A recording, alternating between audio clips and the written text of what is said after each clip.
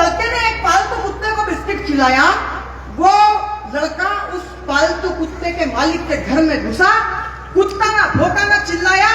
चौथी पंक्ति आपकी चेतना टटोलेगी, कुत्ता ने भौंका ना चिल्लाया। ये देखकर एक आवारा कुत्ता उस पालतू कुत्ते के पास जाकर बोला, यार कहां तुम्हारी ईमानदारी के बल गए, यार कहां तुम्हारी ईमानदारी के बल गए। एक बिस्किट टुकड़े के पीछे, केवल एक बिस्किट टुकड़े के पीछे तुम अपनी पूरी जात को छू रहे। ओहो, वाह वाह वाह वाह, क्या करते हैं भाई, वाह। चौथी पंक्ति पे तालियां दुगनी हो जाएगी, इस बात का विश्वास है। केवल एक बिस्किट टुकड़े के पीछे तुम पूरी जात को छल गए। वो पालतू कुत्ता बोला, मेरे दोस्त यही तो बैटिंग है, तुझे मालूम नहीं मेरे मालिक की जवान लड़की इस लड़की की सेटिंग है। इसका फेंका हुआ, चौथी पंक्ति आपकी चेतना टटोलती है, इसका फेंका हुआ टुकड़ा खाता हूं, इसीलिए ना भौंकता हूं ना चिल्लाता हूं। क्या करूं यार, ये रिश्वती बिस्किट का टुकड़ा लाजमी हो गया है। संगत का असर है मेरे दोस्त, कुत्ता आदमी के साथ रहकर आदमी हो गया है। वाह वाह वाह वाह वाह। एक टिप्पणी और 12 लाइन की कविता 35 सेकंड में अपना स्थान लेता हूं। बहुत प्यार दिया आपने, मैं गदगद हो गया, मेरी पूरी थकान उतर गई। दीपा जी का, हरीश जी भाई साहब का, नगर परिषद नीम का, थाना का, और धमाकेदार कविता देखने को मिलेगी आपको। पेज को शेयर करें, पोस्ट को शेयर करें, फॉलो करें, लाइक करें। समर्पित कर रहा हूं। सुनिए, बॉलीवुड से एक आवाज उठी, एक चुटकी सिंदूर की कीमत तुम क्या जानो महेश बाबू। अगर जेपी यादव जी की इस पुनीत पावन माटी पे मैं एक चुटकी सिंदूर की कीमत ये ब्राह्मण का बेटा बता के चला जाए तो एक एक व्यक्ति के हाथ हवा में लहराते हुए नजर आने चाहिए। मैं आपके सामने शेयर करो भाई लोगों, आपको घर बैठे सुविधा दे रहे हैं, शेयर करो। एक सिंदूर की कीमत किससे पूछनी चाहिए? पतिव्रता के व्रत से पूछो। मातृशक्ति की सर्वाधिक तालियां चाहता हूँ। पतिव्रता के व्रत से पूछो, पावक को पावन कर दे ऐसे घृत से पूछो। पूछो 16 श्रृंगार की सर्वोच्च श्रृंखला से, विष्णु प्रिया, हरिप्रिया, नारायणी, चंचला, उज्ज्वला से। वो सिंदूर जो यम का वंश टाल देता है, वो सिंदूर जो पूरा का पूरा वंश पाल देता है। तो एक चुटकी सिंदूर की कीमत माहो, भगवती, जगदम्बा, भवानी देवी, लोकमाया, मेकल सुता, रेवा से पूछो। अगर सही कीमत बता दी हो नीम का थाना वालों तो आपकी सर्वाधिक तालियां चाहूंगा, क्योंकि कहते हैं कुछ कहने कुछ सुनने के मनोयोग से बैठे हैं आप और हम। नगर परिषद नीम का थाना के संयोग से बैठे हैं, और जितने बैठे हैं एक बार ताली बजाकर बताएं, इस भीड़ में मुर्दा लाशें नहीं, जिंदा लोग बैठे हैं। अद्भुत नजारा है ये। वीडियोग्राफर बंधु पीछे भी श्रोताओं को भी कवर करें जिनकी बदौलत ये कवि सम्मेलन है। वाह। तो एक चुटकी सिंदूर की कीमत माहो, भगवती, जगदम्बा, भवानी देवी, लोकमाया, मातेश्वरी, मेकल सूता, रेवा से पूछो। और एक चुटकी सिंदूर की कीमत क्या होती है बाबूजी, जाकर कभी किसी शहीद की बेवा से पूछो। वाह वाह भाई, वाह वाह वाह। अंशु जी प्रणम्य, वाह वाह वाह वाह वाह।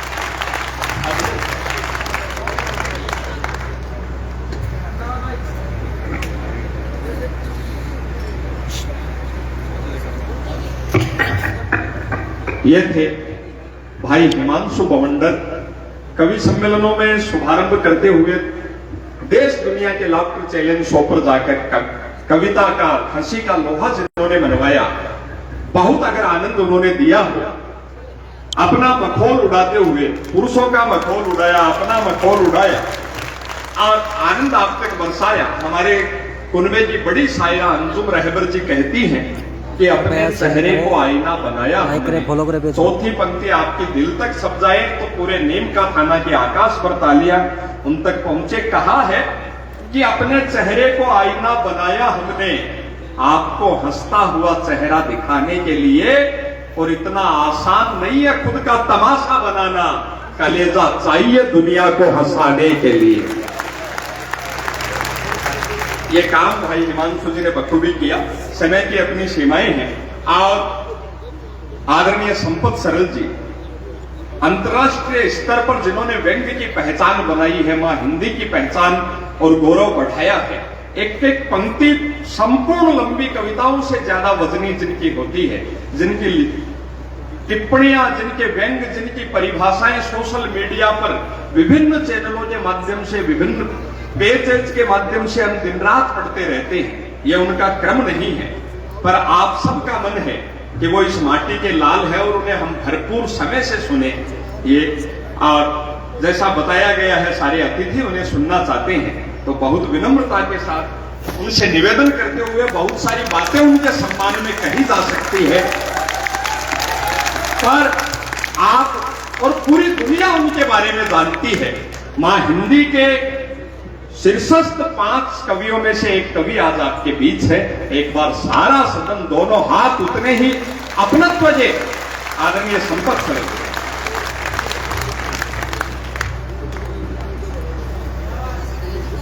सम्माननीय विधायक सुरेश मोदी जी, आदरणीय कलेक्टर साहिबा, माननीय एसपी साहब, जिला प्रशासन, दीवान साहब और नगर परिषद के तमाम पदाधिकारी और तमाम श्रोता जो दूर दूर तक जनसमूह खड़ा है और कवि सम्मेलन का आनंद ले रहे हैं। मैं इसी जिले में आ गया, यहाँ से 10 किलोमीटर पे गाँव।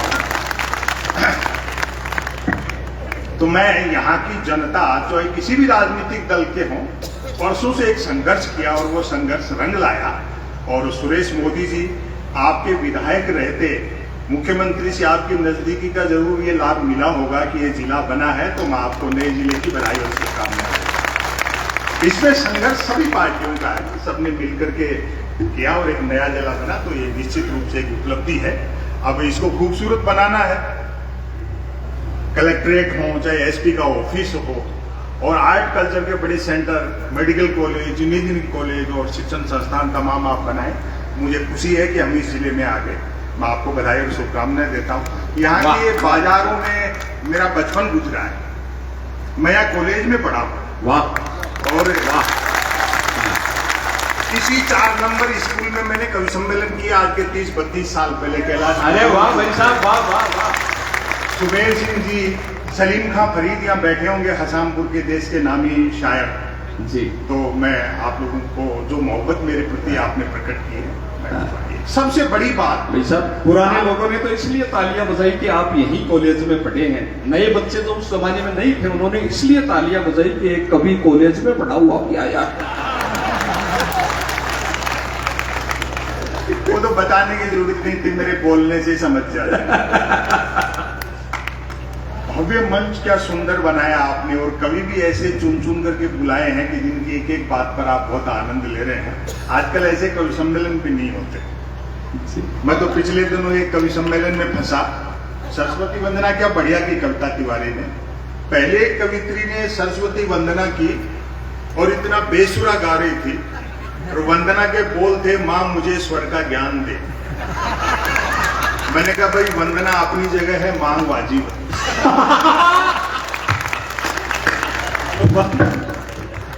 मुझे लोग कहते हैं संपत सरल जी आपके 2, 4, 5 ऑडियो वीडियो क्या वायरल हुए, आप पैसा बहुत लेने लग गए।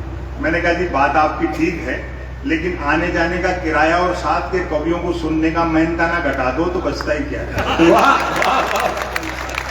तो आपने कवि अच्छे बुलाए, मातृ शक्ति बड़ी उपस्थित है यहाँ, मैं आपका भी आभारी हूँ। कवियों ने हालांकि आपके साथ मजाक परिहास करने में कोई कसर नहीं छोड़ी।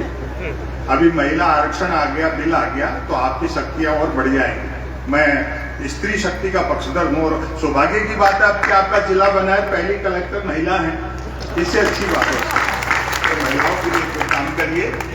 बस उस महिला आरक्षण में एक काम और जुड़वा दो मोदी जी अब की बार, कि शादीशुदा हो तो पत्नी को साथ भी रखना पड़ेगा, उसके बाद चीजें ठीक हो जाएंगी। और आप लोग भी देखो, कई लोग जोड़े से आए हैं, शादीशुदा हो तो पत्नी को साथ रखा करो, वरना मन की बात भी रेडियो से करनी पड़ेगी। माताओं बहनों को हम कम आंकते हैं। हमारे भी 3 बेटियां हैं। स्त्री का जो त्याग है संसार में, उसका कोई सानी नहीं है, और वो भी भारतीय स्त्री। वो पति ने डींग हाँकते हुए कहा आप लोगों को ताली बजानी है, इनके तो खिलाफ बोल रहा हूं। वो पति ने डींग हाँकते हुए कहा मेरा बड़प्पन देख, तो तेरे से बिना देखे शादी कर ली। पत्नी बोली मेरी भी हिम्मत देख, जो तेरे को देखने के बाद भी मना नहीं किया। तो एक ये महिला वो बेचारी सारी जिंदगी और अपने मुंह से धन्यवाद भी नहीं निकलता। बाप एक 65 साल की विधवा डॉक्टर का कहने गई जी स्त्री की पीड़ा देखो, बोले डॉक्टर साहब आंख में तकलीफ है। डॉक्टर आंख चेक करके बोले माता जी ये बीमारी को एक ही इलाज है कि घर में हाथ से उपाड़ेड़ो काजल आंखा में गालो बी की पीड़ा छलछलाए। बोले बेटा गालो 45 बरस पहले रो रो काटियो।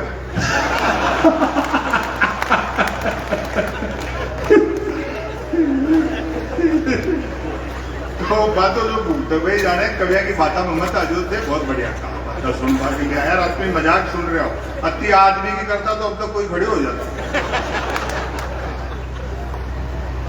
दरअसल क्या कि मेरी इमेज ऐसी है जैसे मैं पॉलिटिकल सटायर करता हूं कि मैं ऐसा नहीं है।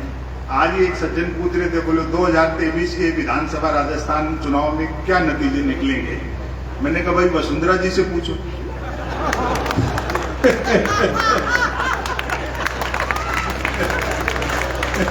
कमाल हो। अपन तो क्या बताए, वो जादूगर लोग हैं, सब काम कर लेंगे। आप शेयर करें और दिखाऊंगा आपको। एक आध विधायक की कमी पड़ेगी तो पहला फोन गहलोत साहब को जाएगा, बोले वो लाल डायरी ले आओ सफेद कवर चढ़ा देते।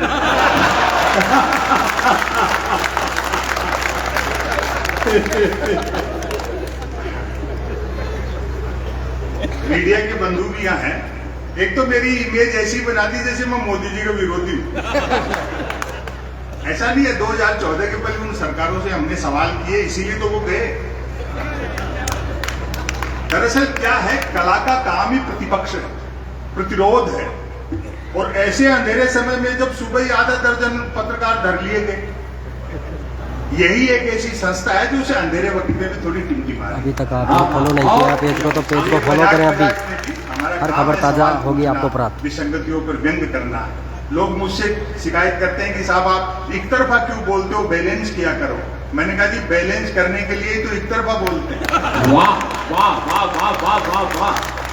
तो ये चले जाएंगे, दूसरे आएंगे, उनसे भी सवाल पूछेंगे, ऐसा नहीं है। सहज मेरी इमेज ऐसी बना दी जैसे मैं मोदी जी का विरोधी हूं, जबकि गुजरात का मुख्यमंत्री रहते हैं, उन्होंने हमें घंटों सामने बैठ करके सुनाया और हमने मनमोहन सिंह जी के लिए व्यंग किए और वो बहुत उन्होंने आनंद लिए। वो दौर यूट्यूब का इतना नहीं था तो वो सारे ऑडियो वीडियो सब आपको देखने को नहीं मिलते, हमने बहुत बना, लेकिन इमेज ऐसी बना दी। मैं तो अगर भूल से भी ये कह दूं कि 2019 में मोदी जी विकास के दम पे जीत के दोबारा आए तो भक्त लोग जूता निकालते हैं कि शर्म नहीं आती प्रधानमंत्री के बारे में झूठ बोलते हो।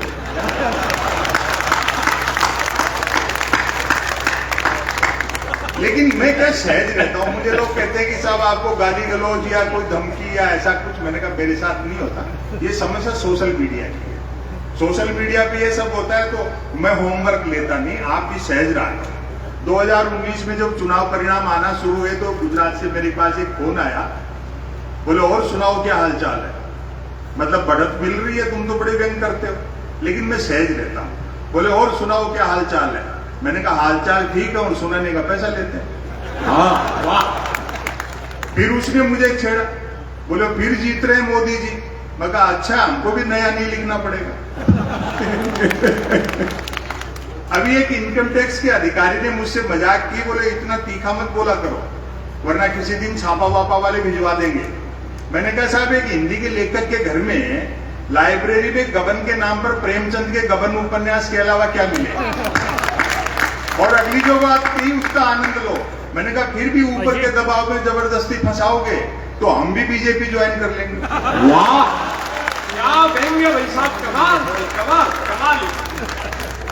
जिसको भ्रष्ट और अपराधी कहकर के जेल पे की धमकी डाल कहते हैं, धमकी डालने की, वही अगर बीजेपी ज्वाइन कर ले तो उज्जवल हो उठता है।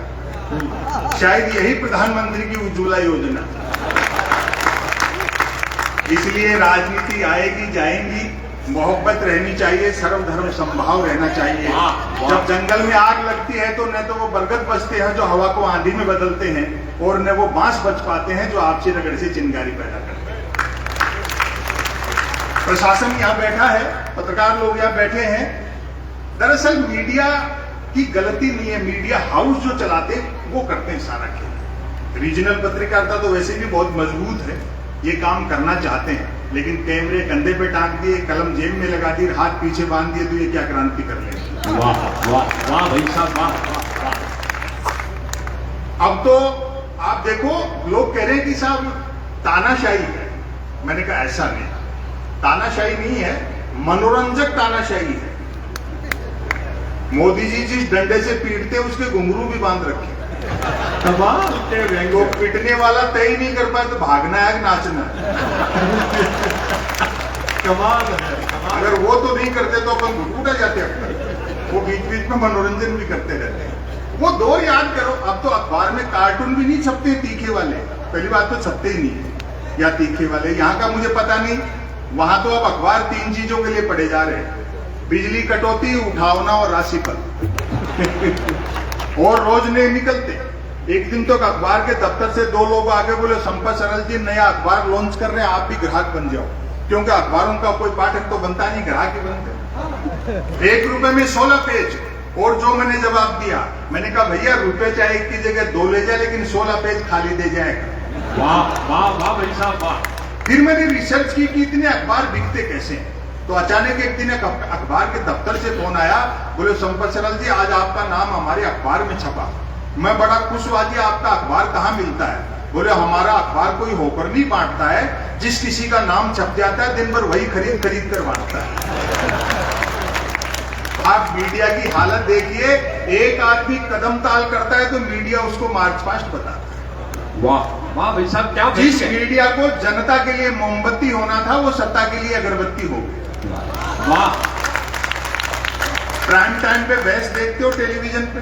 मैंने तो हालांकि 2019 में कनेक्शन कटवा दिया टीवी का, और इतना डरा हुआ रहता हूं कि बंद स्क्रीन भी ढक के रखते हैं। 4 जन बहस ही आते हैं, एक मुद्दे का समर्थक, दूसरा मुद्दे का विरोधी, तीसरा बुद्धिजीवी दोनों को हड़काने वाला, और चौथा एंकर तीनों को भड़काने वाला। अब आपकी मोहब्बत मिलेगी, चौथा एंकर तीनों को भड़काने वाला। बहस होनी होती है गरीबी की रेखा पर, और करते रहते हैं रेखा की गरीबी पर। वाह वाह। ऐसे दौर में मैं एक लघु कथा आपको सुनाता हूं। दरअसल मैं कविताएं नहीं सुनाता, मैं प्रोज पढ़ता हूं, अंग्रेजी में जिसे कहते हैं, उर्दू में नस्र और हिंदी में कहते हैं। ये विधा शरद जोशी जी ने शुरू की थी, और केपी सक्सेना जी ने इसको आगे बढ़ाया। पहले कविताएं करता था, राजस्थानी के करता था। तब आप देखें एक लघु कथा। स्वागत। ब्रेकिंग न्यूज, खबर कैसे तानी जाती है और कैसे चरणों में बिछता है मीडिया। ब्रेकिंग न्यूज, आत्मनिर्भर नामक राज्य में डिजिटल क्रांति भले ही होने को थी, पर न्यूज क्रांति हो चुकी थी। न्यूज चैनल खबरें तलाशते नहीं, गढ़ते थे, और देते नहीं, फैलाते थे। ब्रेकिंग न्यूज की तो मारामारी रहती थी। कथा यहां से शुरू होती है। एक दिन जो ही राजा नहाकर स्नान घर से निकला, त्यों ही एक न्यूज चैनल ने ब्रेकिंग न्यूज दागी, राजा नहाया। दूसरे न्यूज चैनल ने खुशी जाहिर की, राजा आज भी नहाया। तीसरे न्यूज चैनल ने अटकलें लगाई, राजा क्यों नहाया।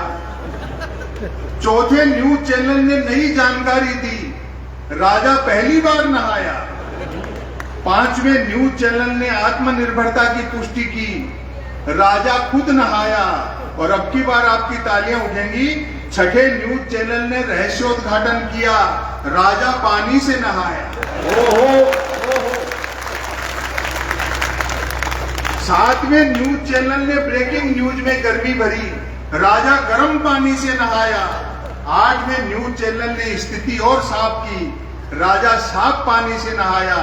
9वें न्यूज चैनल ने गुप्त जानकारी दी, राजा स्नान घर में नहाया। और अंतिम है 10वें न्यूज चैनल ने राहत भरी ब्रेकिंग न्यूज चलाई, राजा आज तो नहाया। दरअसल क्या है, 2 चीजें हैं। गंभीर लोग बैठे इसलिए कहना चाहता हूं।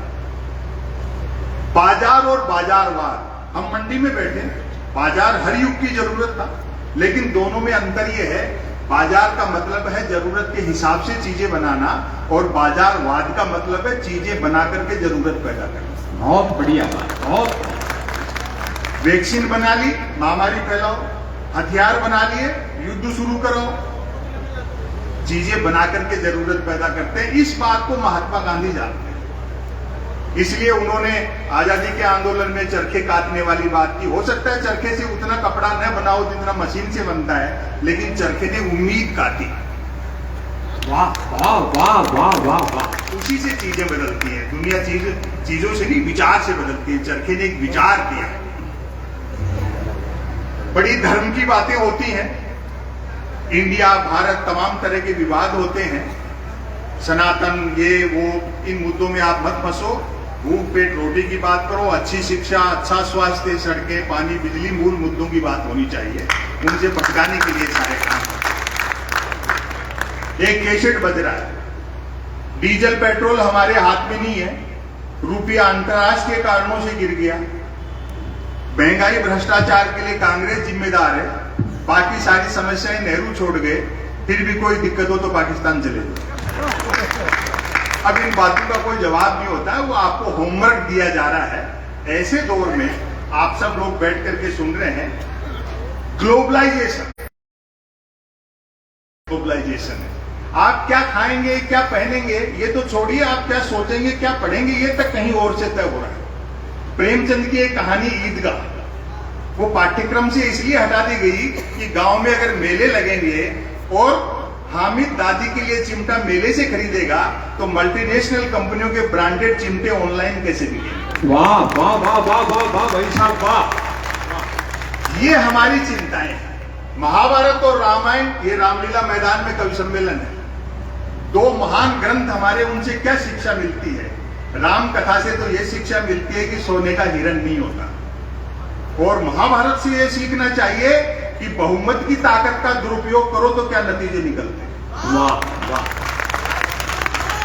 ऐसे दौर में जब सोशल मीडिया और ये सब है, मैं एक रचना आपको सुना देता हूं, कलक साहिबा का भी